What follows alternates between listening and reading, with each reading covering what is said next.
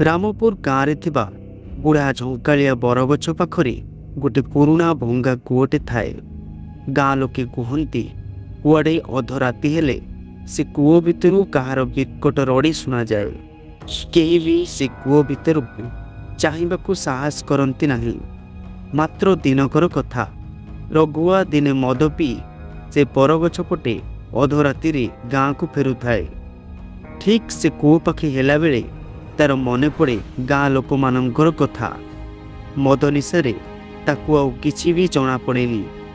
से कूओ पाखକୁ जाई ता भीतर को झांकीबाकू लगे आ मद निशारे जोर रे हसिबाकू लगे।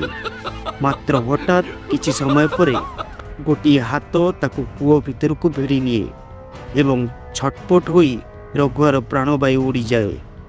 परदिन सकाळु रघुआर कौनसी खोज खबर न थाए।